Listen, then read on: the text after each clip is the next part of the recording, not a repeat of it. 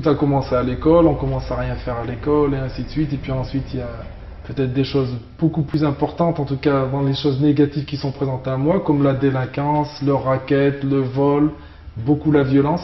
Et je dirais que plus qu'être confronté à des choses difficiles auxquelles moi j'essayais de répondre, je pense qu'il y avait quelque chose déjà de mauvais en moi, quoi. J'avais besoin d'évacuer cette violence. Et cette violence, j'ai commencé à l'évacuer à l'école. Une fois que j'étais renvoyé de l'école, je l'ai évacué dehors, et ainsi de suite. Mais on est dans un pays où il y a une justice, du moins on espère. Et j'étais confronté rapidement à des problèmes de justice. Et je me suis retrouvé avec des mois de sursis, je me suis retrouvé en garde à vue, tout ça. Et à 16 ans, donc, j'étais avec une fille avec qui j'ai eu un enfant. Et là, je pense que Dieu, déjà, il m'a fait prendre conscience de la vie, quoi.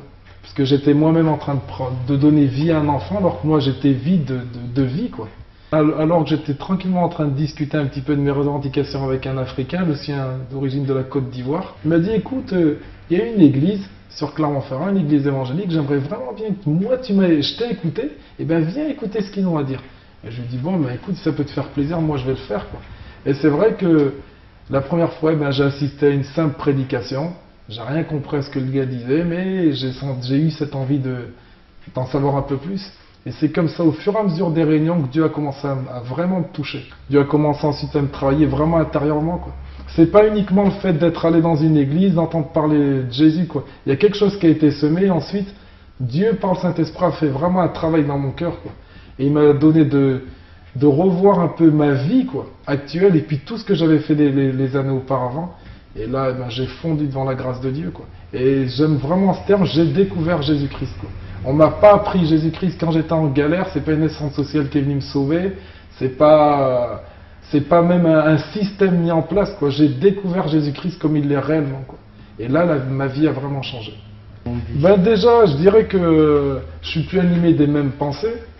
Je veux dire, mes buts sont plus les mêmes, et je dirais même le regard que j'ai sur l'extérieur, ça n'a plus rien à voir. J'ai plus de l'amour, quoi, et c'est un véritable amour.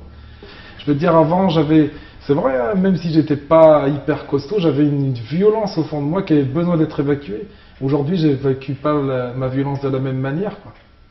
Et puis, je dirais que, même au travers de cette relation avec le Seigneur, quoi. Le Seigneur, c'est pas uniquement, il vous touche et il vous laisse dans un coin, et il vous laisse vous débrouiller. Je veux dire, c'est une réelle relation, c'est ça qui est important. C'est pas, j'ai pas appris une religion, j'ai une relation avec Jésus-Christ. Et cette relation au quotidien, elle m'amène encore aujourd'hui à revoir des choses sur ma vie, elle m'amène encore à avoir des éclaircissements sur peut-être des points qui sont encore obscurs que j'ai pas compris. C'est une continuité de vie, quoi.